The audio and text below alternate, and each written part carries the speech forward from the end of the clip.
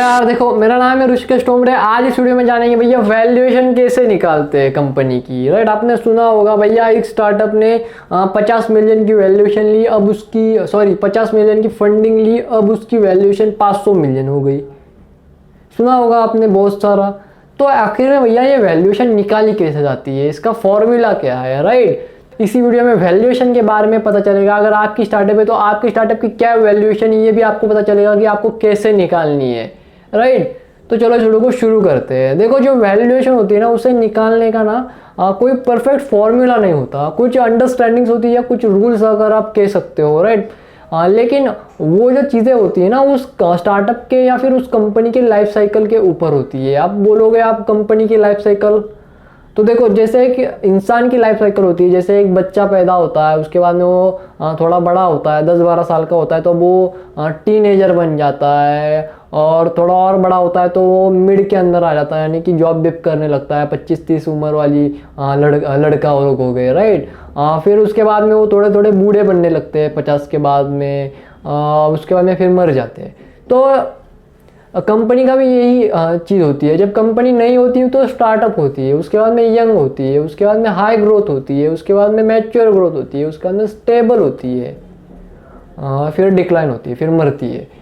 मरने से रोका जा सकता है। राइट, तो इस चीज़ लेकिन जो पहले की शुरुआत के अंदर की दो चीज़ें होती है ना, स्टार्टअप और यंग, तो यहाँ पे वैल्यूएशन के लिए कोई फॉर्मूला नहीं होता है। ये इन्वेस्टर के नज़रिए के ऊपर होता है कि वो आपको कैसे दे दे। जैसे कि शुरुआत करते हैं, मान लेते हैं स्टार्टअप से। तो देखो, जो स्टार्टअप होती है, जो उसकी जो वैल्यूएशन होती है वो इन्वेस्टर के ऊपर डिपेंड करती है, एंजल इन्वेस्टर के ऊपर डिपेंड करती है। क्योंकि देखो, जब स्टार्टअप शुरू होता है तो कंपनी होती है ना, वो नहीं होती है, आइडिया स्टेज के ऊपर होती है, कोई प्रॉब्लम को सॉल्व कर रही होती है, कोई MVP बना रही होती है कि उसका जो प्रोडक्ट है वो मार्केट ने अपना एक्सेप्ट नहीं किया होता है। तो यहाँ पे जो होता है ना, रिस्क ज़्यादा होता है इन्वेस्टमेंट का। सबसे ज़्यादा रिस्क तो यहीं पे होता है, क्योंकि मार्केट के अंदर ऐसा कोई प्रोडक्ट था ही नहीं, और क्या गारंटी है कि वो तुम्हारा प्रोडक्ट एक्सेप्ट कर लेगा मार्केट। तो ये चीज़ें बहुत रिस्की होती है जब शुरुआत के अंदर होती है। आपको विश्वास रखना पड़ता है, बिलीफ रखना पड़ता है। बिलीफ के ऊपर ज़्यादा काम होता है एक स्टार्टअप के लिए, एक शुरुआती कंपनी के लिए, क्योंकि रिस्क पैसा कोई लगाना नहीं चाहता। आपको थोड़ा सा बूटस्ट्रैप करना पड़ता है, खुद का पैसा लगा के MVP बनाना पड़ता है। उसके बाद में एंजल इन्वेस्टर आता है मार्केट एंट्री के लिए। और एंजल इन्वेस्टर तब क्या, शुरुआत के अंदर रिस्क ज़्यादा है, जाहिर है प्रोडक्ट एक्सेप्ट नहीं होगा या कुछ कह नहीं सकते क्या हुआ, क्योंकि रिस्क ज़्यादा होता है स्टार्टअप के अंदर शुरुआत के दौर में। तो जो इन्वेस्टर होता है ना, वो क्या करता है, वो उसको अब रिस्क ज़्यादा तो रिटर्न भी ज़्यादा मांगने की कोशिश करता है, और उसके हिसाब से वो वैल्यूएशन भी थोड़ी कम दे देता है। क्योंकि देखो, ये जो होता है ना, वो पर्टिकुलर उसके नज़रिए के ऊपर होता है। जैसे कि वो अगर उसको लगता है कि ये जो कंपनी है आगे जाके भैया बहुत तगड़ी परफॉर्म करेंगी, तो वो एक शेयर के हिसाब से वो बोलेगा कि एक शेयर 200 रुपये के हिसाब से तुम्हें मैं वैल्यूएशन देता हूँ। और या फिर कोई इन्वेस्टर होता है, वो बोलता है कि भैया इतनी ज़बरदस्त तो कंपनी है नहीं है, लेकिन लगता है चलेंगी, तो मैं एक शेयर 100 रुपये के हिसाब से तुम्हें वैल्यूएशन दे देता हूँ। तो ये पूरा डिपेंड होता है इन्वेस्टर के ऊपर कि उसका नज़रिया क्या कहता है उस कंपनी को देख के। इसलिए कहा जाता है कि आपको इन्वेस्टर वही ढूंढना चाहिए जो आपके फील्ड के अंदर का हो। किसी और के फील्ड का होगा तो ऐसा प्रॉब्लम हो जाता है कि वो आपको वैल्यूएशन कम दे देता है। तो आपके फील्ड वाला ढूंढोगे ना, तो बराबर का वैल्यूएशन दे देता है। उसके बाद में आती है भैया यंग कंपनियां, ज़रा सी यंग ग्रोथ कंपनियां। अब यंग ग्रोथ कंपनियां मतलब कि क्या, अब मार्केट ने आपका प्रोडक्ट जो है वो एक्सेप्ट कर लिया है, तो आपको जाहिर है अब थोड़ा बहुत प्रॉफिट होना, मतलब कि आपका ग्रॉस प्रॉफिट बढ़ने लगता है, लेकिन आपका नेट प्रॉफिट घटता रहता है, लॉस में रहता है। क्योंकि तब आपने एक्चुअली अभी मार्केट में एंट्री किया है, आप मार्केट ने आपका प्रोडक्ट को काफ़ी अच्छे से एक्सेप्ट किया है, तो अभी आपको और मार्केटिंग करना पड़ता है, अभी आपको प्रोडक्ट को और अच्छा बनाना पड़ता है, टेक्नोलॉजी की टीम अच्छी बनानी पड़ती है, अच्छी एक फ्रेंडली और एक सही से एक टीम बनानी पड़ती है जो आपके कंपनी को अच्छे से एग्जीक्यूट कर सके। कंपनी को मार्केटिंग करनी पड़ती है, सेल्स के ऊपर ध्यान देना पड़ता है। यहाँ पे लॉसेस बहुत ज़्यादा होते हैं, लेकिन यहाँ पे फिर भी इन्वेस्टर होता है ना, वो आपको वैल्यूएशन थोड़ी बहुत ज़्यादा दे देता है। अब वैल्यूएशन ज़्यादा कैसे देता है, क्योंकि आपको पहले एंजल इन्वेस्टर मिल रहा है पैसा, उसके बाद में वो आपकी टीम देखता है, फिर थोड़ा देखता है कि ग्रोथ कैसा है, आप मार्केट ने अब तो प्रोडक्ट तो एक्सेप्ट कर लिया, तो कितना % मार्केट ने एक्सेप्ट कर लिया। प्रोडक्ट 50% ने किया, 20% ने किया, अभी 70% मार्केट ने एक्सेप्ट किया, कितना % ने, वो ये भी देखता है। उसके बाद में देखता है कि आपकी टीम, अगर मैं बात करूँ जैसे फॉर एग्जांपल कुणाल शाह की, राइट, जिन्होंने क्रेड बना लिया, तो उन्होंने उसके पहले उन्होंने फ्री चार्ज बनाया था, तो फ्री चार्ज उन्होंने आई एक्सिस बैंक को बेच दिया। और सबसे बड़ी बात तो ये है कि जब उन्होंने क्रेड की शुरुआत की थी ना, तब उनका प्रोडक्ट मार्केट में था नहीं, लेकिन फिर भी उनकी वैल्यूएशन $75 मिलियन की हो गई थी। क्यों? क्योंकि वही उनको फंडिंग मिल गई थी उनके नाम की वजह से, क्योंकि इन्वेस्टर जानते थे ये इन्होंने बनाया तो ये सक्सेस होगा ही होगा। अगर आप देखोगे उड़ान की, तो उड़ान भी एक यंग ग्रोथ कंपनी है, B2B में काम करती है उड़ान कंपनी, और इनकी हाल में इनको फंडिंग मिली थी कुछ 350 मिलियन की, और इनका वैल्यूएशन हो गया था 2.8 बिलियन का। तो ये इन्वेस्टर के ऊपर भी डिपेंड होता है कि वो देखता है आपकी टीम भी, तो टीम देखने से मतलब अगर आप बात करोगे उड़ान की, तो उड़ान की पूरी टीम फ्लिपकार्ट की ही है। फ्लिपकार्ट से टूट के इन्होंने उड़ान बनाया, फ्लिपकार्ट छोड़ के इन्होंने उड़ान बनाया, और फ्लिपकार्ट का एग्जिट सबको मालूम है, सबसे बड़ा एग्जिट था वो इंडिया का। तो ये शुरुआत के जो 2 स्टेजेस होते हैं ना, ये आपकी टीम पे भी देखा जाता है। पहला वाला जो स्टार्टअप वाला होता है, वहाँ पे आपको वैल्यूएशन कम मिलती है, जाहिर है बहुत कम मिलती है वैल्यूएशन आपकी, लेकिन जब आप मिड के अंदर होते हो, या फिर आपकी सही से आपका नाम वगैरह है मार्केट में, तो आपको ज़्यादा वैल्यूएशन भी मिल सकती है कुछ। ये डिपेंड होता है, ये पूरा इन्वेस्टर के ऊपर डिपेंड होता है, जैसे मैंने आपको बताया। अब बारी आती है भैया तीसरे स्टेज की। तीसरी स्टेज होती है भैया हाई ग्रोथ। अब मतलब कि क्या, आप वो जो कंपनी है वो अब यंग थी, अब वो हाई हो गई। अब यहाँ पे एक्चुअल में वो ना, और सेटअप अंडरस्टैंडिंग और रूल के हिसाब से वैल्यूएशन बनाई जाती है थोड़े बहुत। अब हाई ग्रोथ कंपनी मतलब कि क्या, इनका जो रेवेन्यू होता है ना, वो बढ़ रहा है, वो कम नहीं हो रहा है। ईयर ऑन ईयर रेवेन्यू बढ़ ही रहा है, वो कम नहीं हो रहा है।